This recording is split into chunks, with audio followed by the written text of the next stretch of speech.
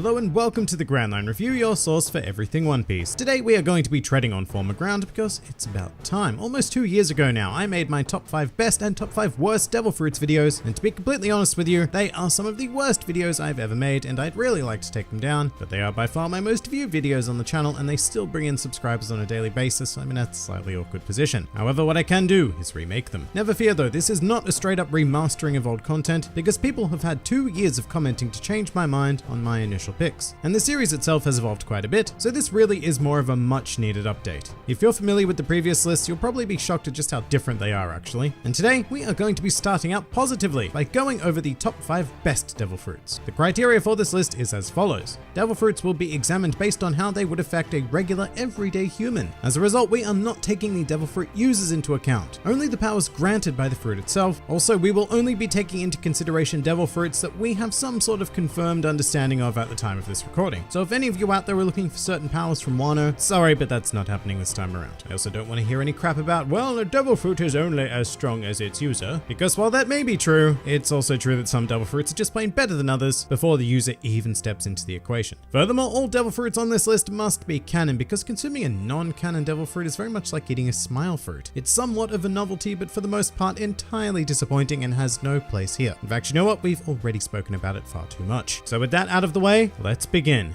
Welcome to the new and improved top 5 best Devil Fruits in One Piece. Number 5.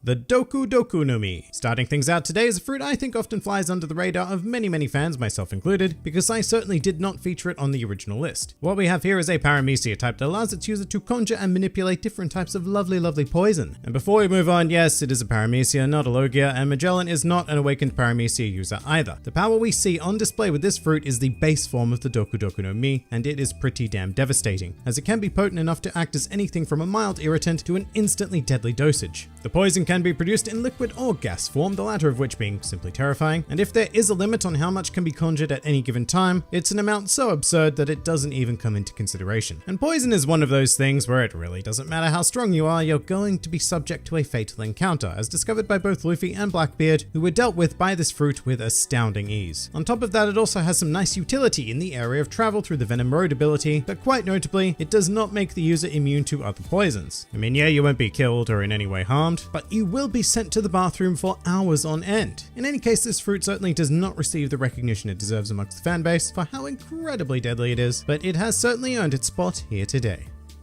Number 4.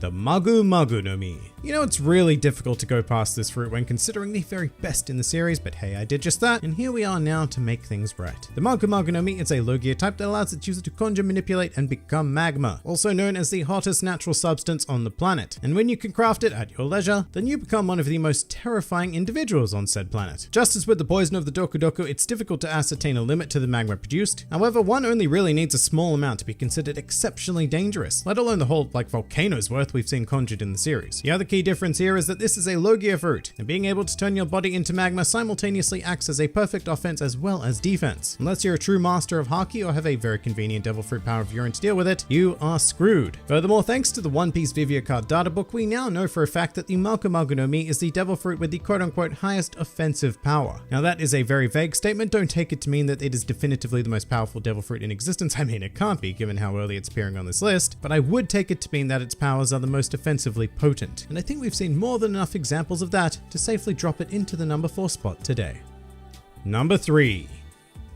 The Gura Gura no Mi. Alrighty, here we have a paramecia type that gives its user the ability to create vibrations, and if that sounds a bit underwhelming at first, I hear you, but when we see said vibrations at work creating earthquakes and tsunamis, it becomes very difficult to deny the sheer power of this fruit. In fact, the Gura Gura no Mi has been said to have the ability to quite literally destroy the world, as well as being dubbed as the strongest fruit within the paramecia class. And we know for a fact that this raw power is available instantly upon consumption without any real training, because after being acquired by Blackbeard, the very first thing he did was unleash this incredible power on Marineford. Also, this fruit has no apparent weakness apart from your standard Devil Fruit shiz, but in all fairness, that may be because we've primarily seen it wielded through Whitebeard, the strongest man in the world, so if it did require heavy amounts of stamina to engage in, then it really wasn't that noticeable. Even if it did though, the power to create a natural disaster on a whim is more than phenomenal and absolutely deserving of the number 3 spot. Number 2.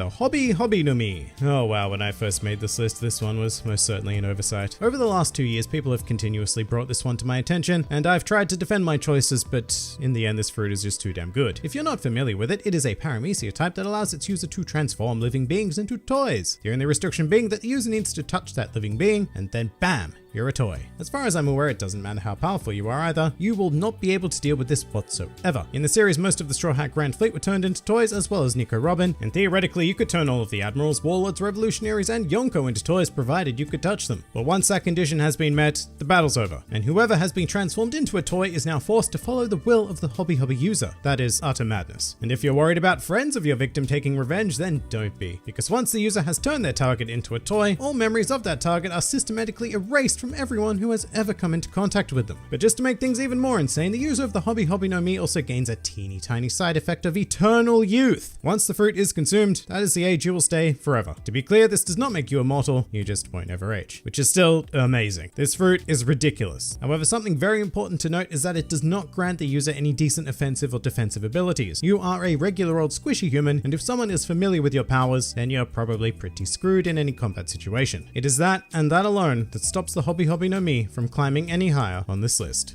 Now before we get to number 1, let's do something I don't normally do on the channel, but I did it in the original video, so why not? Honorable mentions of devil fruits that did not quite make the list today.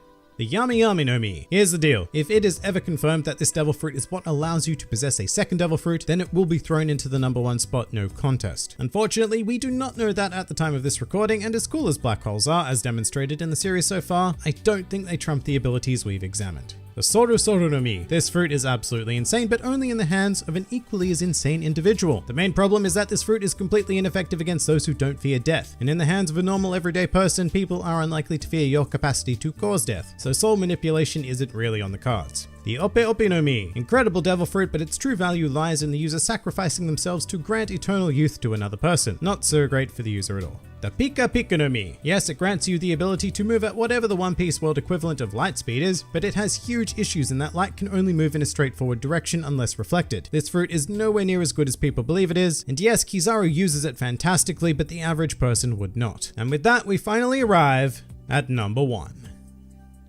The Goro no Mi, the reigning champion and one of only 2 fruits from the original list to retain their position. I cannot stress enough just how bloody amazing this fruit is. I know a lot of people are probably angrily typing something along the lines of, how can lightning be better than light? Light is so much faster. And you're right, but that is literally the only advantage that the Pika no Mi has over the Goro no Mi. As a lightning Logia, the user of this fruit has the ever amazing power to travel wherever the hell they want, because lightning is not bound by the restrictions of light, as well as conjure far greater destructive power, capable of one-shotting most individual combatants, and even destroying entire islands with seemingly no effort whatsoever. It's certainly not on the same scale of destructive power as the Goro no Mi, but the user of the Goro no Mi is granted an incredible level of control, able to focus wildly deadly power into precise targets, avoiding unnecessary destruction should the user see fit. It also happens to be one of those very rare fruits that allows a user to revive themselves from the verge of death by being able to administer a shock to their heart upon entering a state of cardiac arrest.